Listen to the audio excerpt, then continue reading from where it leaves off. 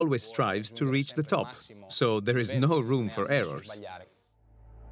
The leather interiors will be a key part of Orazio's assault on the senses: vision, touch, and even smell. So from day one, he was determined to push Silvio out of his comfort zone.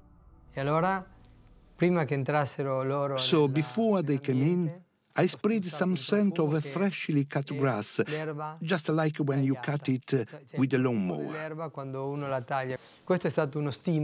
It was a device to take the tone, let's say, of our conversation and also our souls to a higher place.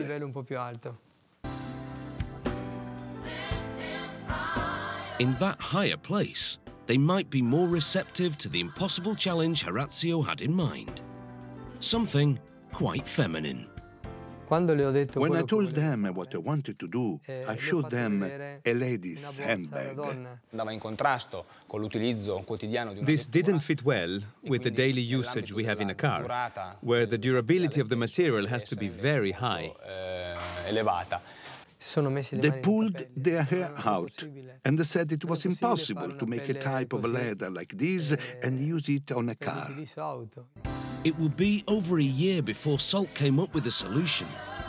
Hundreds of tests with the tannery finally produced a leather with the softness of a lady's handbag, but tough enough to satisfy Silvio. On the ground floor, the leatherwork is united with complex composite components that have been sent over from Modena. Carbon fiber seats, side panels, dashboards. Foam padding is applied and shaped. Then the bespoke leather skin is carefully smoothed into place, almost as if it's going back onto the animal it came from. It's stuck on with special maneuverable glue. When the leather's in exactly the right position, the glue is set with a hairdryer. I think that after all this work, we managed to reach the required level of quality. We're satisfied with the product, and I believe Pagani will be happy too. In fact, Orazio is so pleased with his collaborators' work, he displays their components like trophies in his art gallery of parts at the factory. Orazio may regard them as his art collection, but Dave Lambert's desperate to get them out of the cabinet and onto the new car he's assembling. The suspension pieces are the first aluminium components to go on.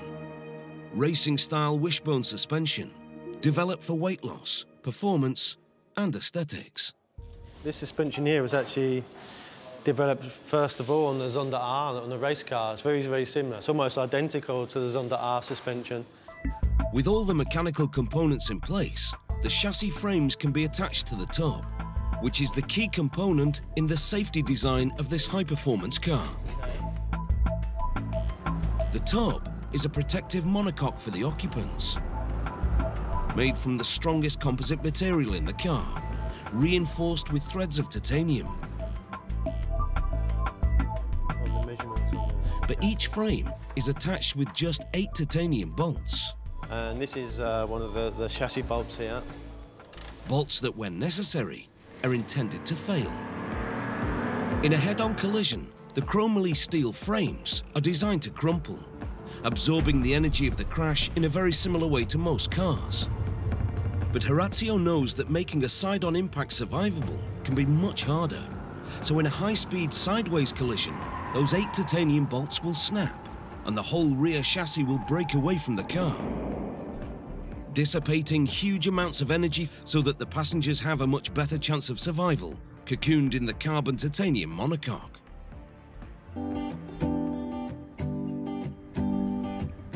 A new day brings a new toy for the assembly team. A brand new gleaming 6-litre Mercedes AMG V12 engine, generating 730 horsepower. But it achieves that using a device that most Pagani fans might not expect: twin turbochargers. A turbocharged engine is the most efficient way to produce the massive power Orazio wants for the Huayra, and will help pass emissions standards to make this car legal for sale in every country in the world. But turbo engines have serious drawbacks. Pagani made his name with the naturally aspirated Zonda. Its powerful engine has great responsiveness and a mighty roar, qualities not normally associated with a turbocharged engine.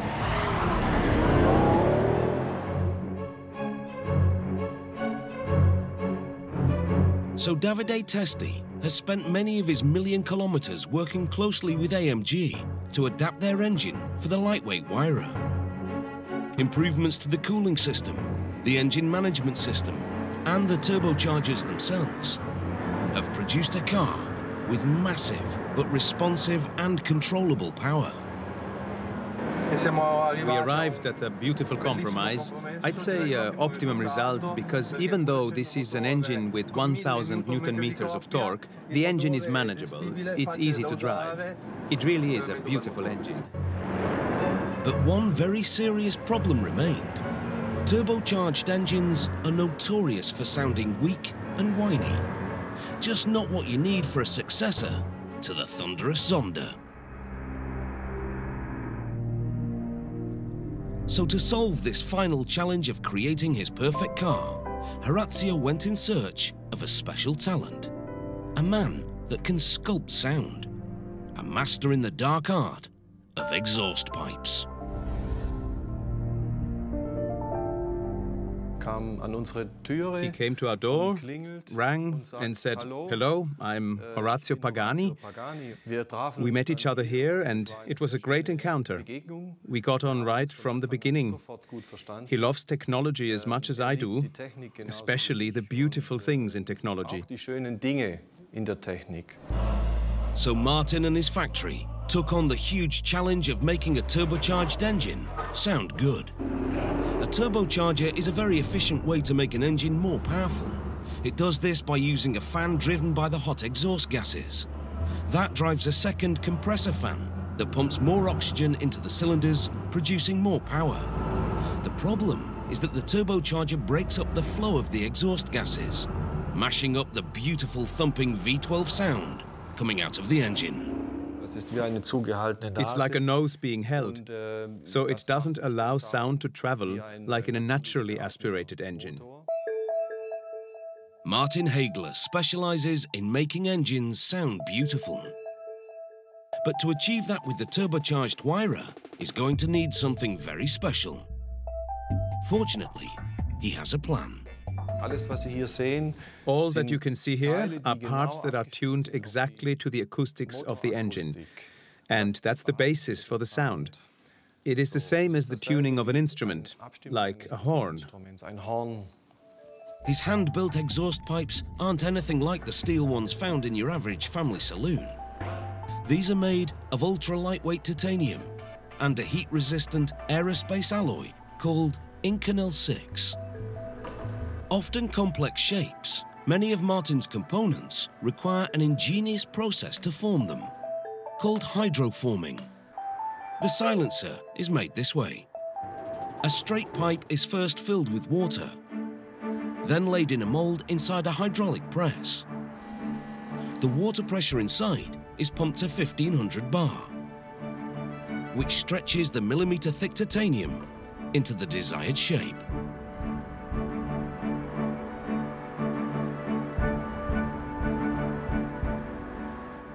It's a very natural shape, very natural and stable. And when you lift it up, you notice it is not heavier than plastic. Already a thing of beauty, Martin has another trick up his sleeve to enhance the silencer still further. A trick that simply involves a dusty old oven. No chemicals or additives, just heat and precise timing. It looks like a magic trick, but it's a natural process. Together, Martin believes the 14 sections of pipe will deliver some stirring turbocharged music. First, he splits the mashed-up exhaust from each turbo into 2 separate tubes. This smooths the quality of the sound. Then it passes into the silencers, which in fact aren't silencers, but the opposite, empty echo chambers that amplify the sound. Inside, Martin has left a small gap, like the hole in a flute or a recorder. which the now smooth air blows to create a roar. As always, the first to find out if this ingenious design has succeeded is Davide Testi. Driving the Huayra for the first time, you have a feeling of something really massive beneath your back. And the loud noise of the turbos, if you close your eyes, makes you think of an aeroplane about to take off. For the car inspired by an aircraft, Martin has given Horazio a jet engine roar. With the delivery of the exhaust system, Dave and his team now have all the components they need to complete the first customer cars. The output from each turbocharger is fitted with a catalytic converter, and then the rest of the exhaust system can go on. Onto the chassis, the skeleton of the car, goes the wiring, the nervous system of the machine. Now work on the interior can begin. Polished carbon fiber panels and soft Turin leather to the customer's exact specifications.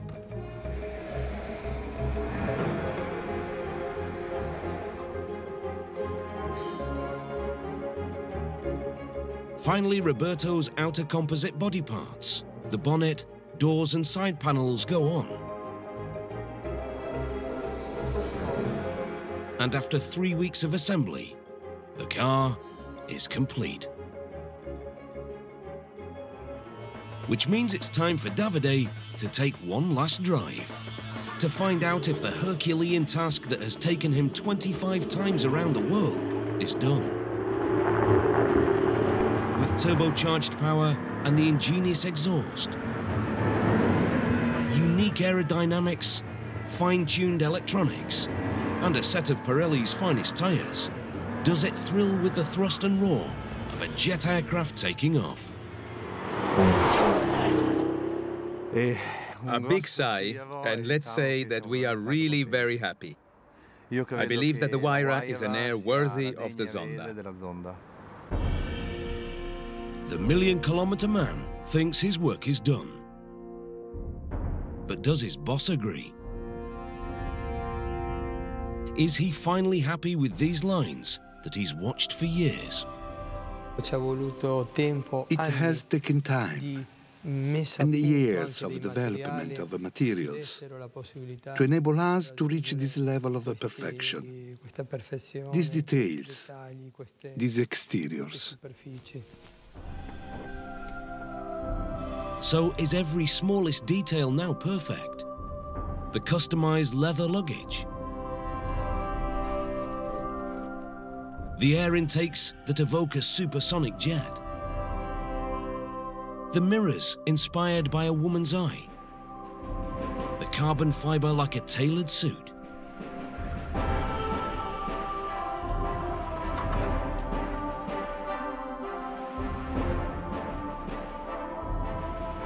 Inside, the leather with the soft feel of a lady's handbag, the intricate aluminium gear shift,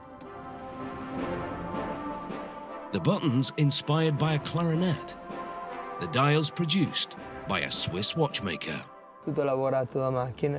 Everything is machined and then finished by hand, because the artist's hand gives the added value that the machine, while accurate, cannot give.